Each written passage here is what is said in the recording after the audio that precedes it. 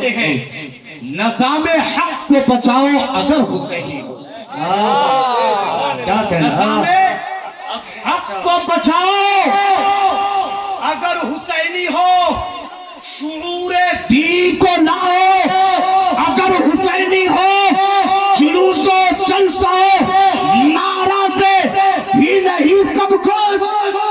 جلوس و جلسہ نعرہ ہی نہیں سب کچھ. عمل بھی کر کے دکھاؤ اگر حسینی ہو. نظام حق کو بچاؤ اگر حسینی ہو. شعور دین کو لاؤ اگر حسینی ہو. جلوس و جلسہ نعرہ ہی نہیں سب کچھ. عمل بھی کر کے دکھاؤ اگر حسینی ہو. عمل بھی کر کے دکھاؤ اگر حسینی ہو. معزز برادران ملت اسلامیہ، الحمدللہ ایسا لگ رہا ہے کہ آپ حضرات جاگ چکے ہیں، بیدار ہو چکے ہیں. اگر آپ لوگ سننے کے لیے تیار ہو گئے ہیں تو آئیے میں اپنے موضوع کی طرف رخ کرتا ہوں. اس سے پہلے ایک مرتبہ جی لگا کر نبی والے نبی کی بارگاہ میں پھر سے درود و سلام پیش فرما لے. پڑھے اللہم صلی علی مولانا محمد بارک وسلم. صلو علیہ صلاۃ والسلام علیک یا رسول اللہ صلی اللہ علیہ وسلم. صلی اللہ تعالی علیہ وآلہ وسلم. معزز و معطر برادران ملت اسلامیہ، یہ محرم الحرام شریف کا مہینہ نہایت ہی عظمت، برکت، شرافت والا مہینہ.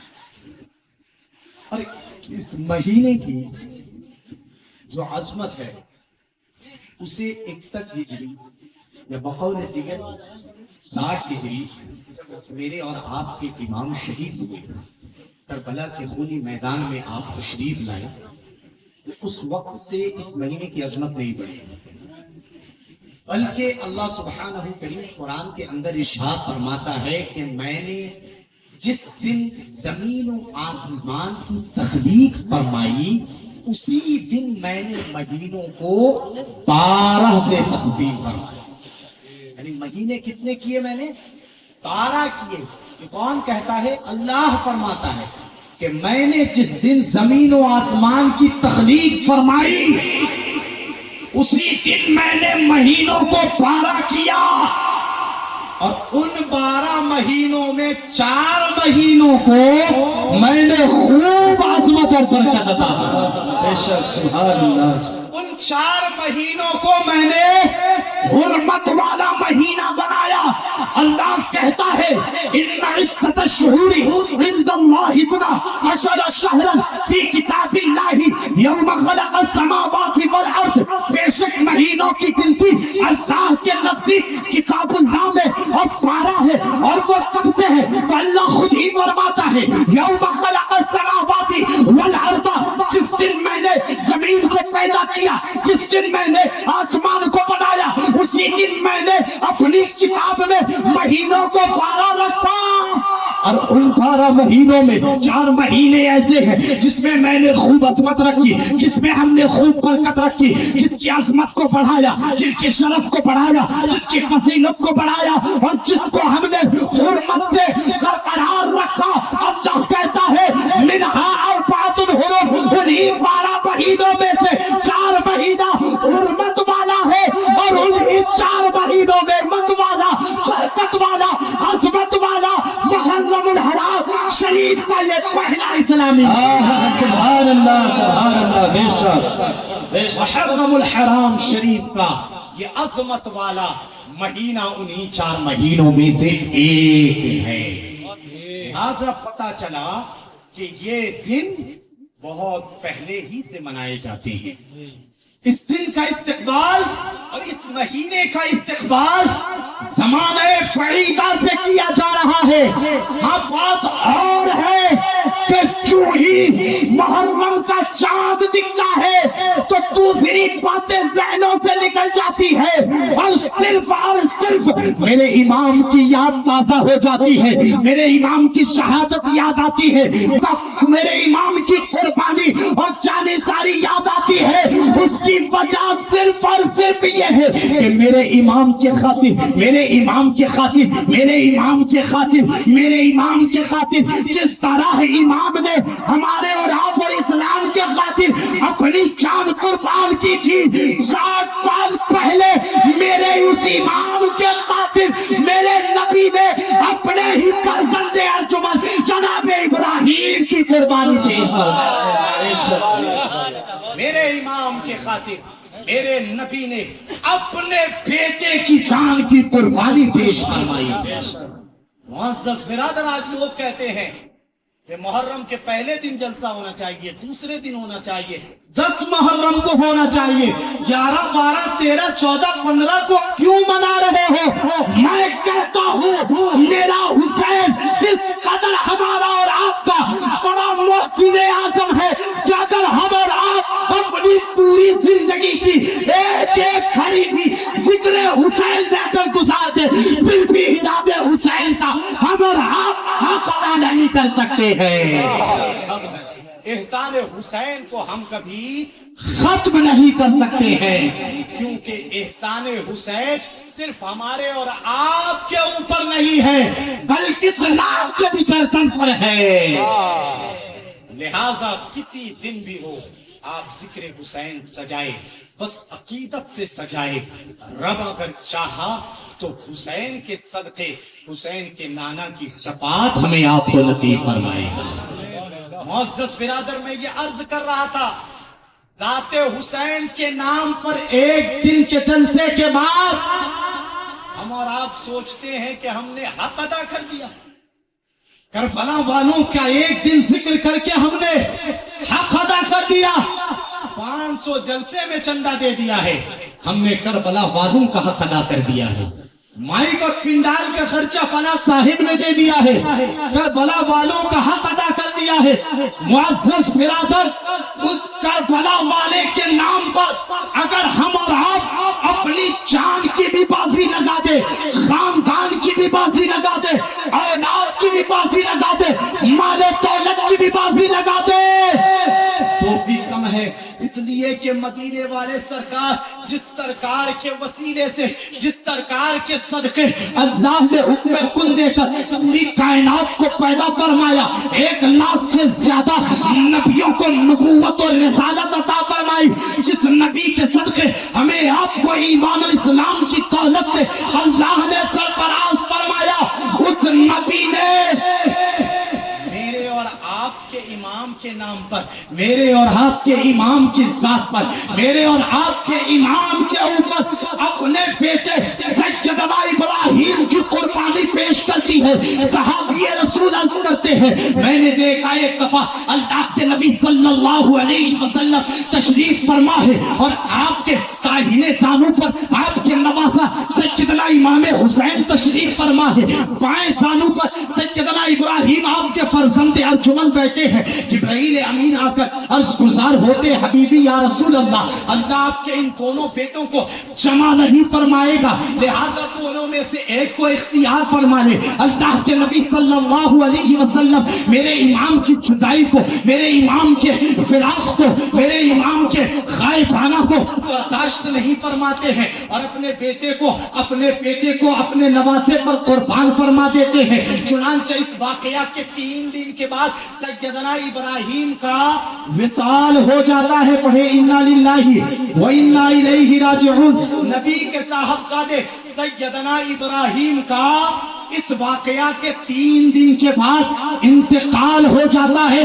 صحابی رسول کہتے ہیں، حدیث کے الفاظ ہیں کہ جب کبھی امام عالی مقام، امام عرش مقام، امام تش مقام، سید الشہداء امام حسین رضی اللہ تعالی عنہ سیدنا ابراہیم کے وصال اور انتقال کے بعد جب کبھی نبی کی خدمت میں حاضر ہوتے، جب کبھی نبی کی خدمت میں آتے تو اللہ کے نبی صلی اللہ تعالی علیہ وسلم امام حسین کا استقبال فرماتے اور انہیں مرحبا کہہ کر خوش آمدید کہتے اور ارشاد فرماتے، اے میرے بیٹے سنو، میں قربان فدیتو، میں قربان فدیتو، میں جانثار فدیتو، میری قربانی اس ذات پر، کس ذات پر؟ من فدیتو ہوں ابن ابراہیم، اے بیٹے میں قربان اس ذات پر، یعنی میں قربان ذات حسین پر، جس ذات پر میں نے اپنے بیٹے ابراہیم کو بھی قربان کر دیا۔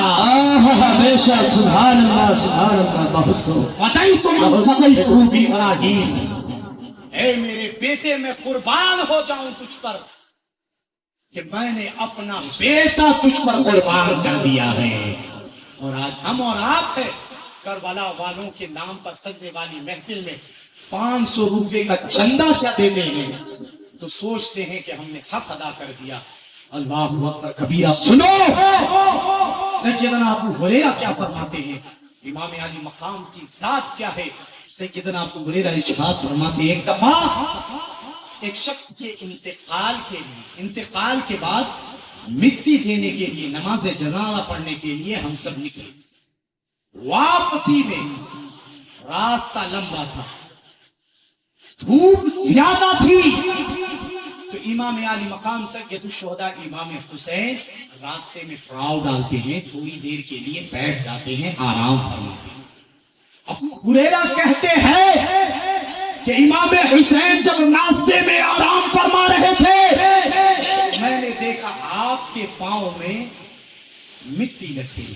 میں نے فوراً اپنی چادر کو اپنے جسم سے اتارا اور میں اپنے امام کے قدموں کو اپنے چادر سے صاف کرنا شروع کیا۔ سبحان اللہ سبحان اللہ۔ صحابی رسول ابو ہریرہ کہتے ہیں میں امام حسین کے قدموں میں لگنے والی دھول اور مٹی کو صاف کر رہا تھا، میرے امام نے منع فرما دیا، اے ابو ہریرہ اس کی کیا ضرورت، چھوڑ دو، مٹی ہے لگی رہنے دو۔ اللہ اکبر کبیرہ۔ ابو ہریرہ کہتے ہیں کہ جو ہی میرے امام نے مجھے صاف کرنے سے منع کیا تو میں نے کہا حضور میں تو صرف آپ کے قدموں کو صاف کر رہا ہوں، میں تو صرف آپ کے قدموں کو صاف کر رہا ہوں۔ ارے سنو، شہدائے کربلا کانفرنس میں چندہ دے کر اپنے اپنے گھروں میں آرام کرنے والوں، اپنی ذمہ داری پوری سمجھنے والوں، امام حسین کی شان کیا ہے، ان کی عظمت کیا ہے، ان کی رفعت کیا ہے، ان کا اقبال کیا ہے، ان کی بلندی کیا ہے، ان کی علو کیا ہے۔ ابو ہریرہ کہتے ہیں حضور میں تو آپ کے قدموں کو صاف کر رہا ہوں، آپ کی عظمت کو جس قدر میں جانتا ہوں، اگر دنیا والے وہ عظمت جان لیتے تو صرف قدموں کو صاف نہیں کرتے بلکہ پورے راستے میں آپ کو اپنے کاندھے پر بٹھا کر لے جا رہے ہیں۔ سبحان اللہ سبحان اللہ۔ آپ کو اپنے کاندھے پر بٹھا کر لے جا رہے ہیں۔ وہ کون؟ وہ صحابی رسول کا جواب ہے، وہ صحابی رسول کا جواب ہے جن کے لیے جنتی ہونا نبی نے کنفرم کر دیا ہے۔ وہ اپنے کاندھے پہ اٹھاتے، اللہ اکبر کبیرہ۔ اور ہم اور آپ نے ایک ہم اور آپ ہے کہ بس جلسہ سجا لینے کو ہی کافی سمجھتے ہیں، نہیں نہیں، یہ جلسے، یہ جلوس، یہ نعرے ہی سب کچھ نہیں، عمل بھی کرو کچھ اگر حسینی ہو، عمل بھی کرو کچھ اگر حسینی ہو۔ معزز برادران ملت اسلامیہ، امام علی مقام سید الشہداء امام حسین کی ذات بابرکات وہ ذات ہے جس نے اپنی خاطر نہیں بلکہ اسلام کے پرچم کو بلند کرنے کی خاطر سجدے میں اپنی جان اللہ کی بارگاہ میں قربان کر دی۔ امام حسین کا ایک ہی مشن تھا، امام حسین کا صرف ایک ہی مشن تھا کہ نظام قدرت، نظام حق، نظام الہی میں کوئی گڑبڑی نہ ہو۔ اللہ نے جو قانون بنا کر بھیجا ہے وہ قانون برقرار رہے اور لوگ اس قانون پر عمل پیرا ہو، اس لیے کہ ایسا نہیں ہے کہ یزید کافر و مشرک تھا، ایسا ہے کیا؟ ایسا نہیں ہے، بلکہ یزید اپنی نفسانی خواہشات کا غلام تھا. آپ اپنے امام صاحب مولانا کمال صاحب سے پوچھنا خواہشات نفس کا غلام کسے کہا جاتا ہے تو وہ تمہیں بتائیں گے خواہشات نفس کا غلام وہ نہیں جو کفر کے دلدل میں پھنسا ہو. خواہشات نفس کا غلام وہ نہیں جو شرک کے گناہ میں مبتلا ہو. خواہشات نفس کا غلام وہ نہیں جو چند خداؤں کا ماننے والا ہو. تو پھر شاہ خواہشات نفس کا غلام کون ہے؟ تو آپ کے امام بتائیں گے خواہشات نفس کا غلام ہر وہ شخص ہے جو وقت پر نماز نہیں پڑھتا, رمضان میں روزے نہیں رکھتا, ماں باپ کا ادب نہیں کرتا, زکوٰۃ فرض ہو تو زکوٰۃ نہیں دیتا, بارش کے پانی سے اپنی کھیت لگاتا ہو اور اس کھیت میں عشر نہیں دیتا, پتی میں عشر نہیں نکالتا. جناب والا آپ کے علاقے میں کیا وہ ایک پھل ہے انارس, انارس میں عشر نہیں نکالتا, دھان میں عشر نہیں نکالتا, پاٹ میں عشر نہیں نکالتا.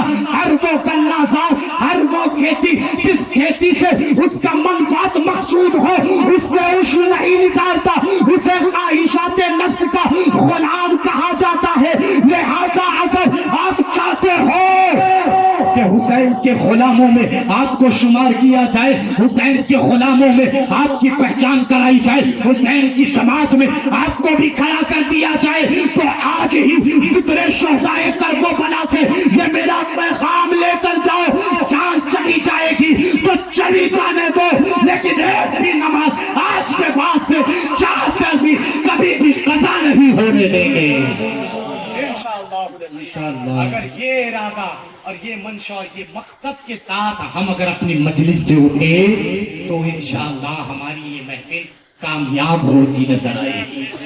اور اگر یہ مقصد لے کر نہیں گئے نا تو آج ہمیں بلائے ہیں, اگلے سال کے جلسے کی تاریخ مجھ سے مفتی سلمان اظہری صاحب کی لے لیجئے, دے دیتا ہوں. خدا کی ذات کی قسم مفتی سلمان اظہری کیا ہے, ان سے بڑے بڑے کو بھی بلا کر جلسے سجا لو. اگر اپنے اندر آپ تبدیلی نہیں لاؤ گے, خود کو بدلنے کی کوشش نہیں کرو گے, خود پابند صوم و صلاۃ نہیں پڑھو گے, تو 1 لاکھ کا 1 کروڑ کا بھی جلسہ کر لو, آپ کا جلسہ ہرگز کامیاب نہیں ہو سکتا ہے, ہرگز کامیاب نہیں ہو سکتا ہے. اور اگر جلسے کو کامیاب بنانا چاہتے ہو تو آج ہی امام عالی مقام کے نام کے صدقے آپ دل سے توبہ کر لو گناہوں سے, اور اللہ کے دربار میں جھکنے کا ارادہ پختہ کر لو.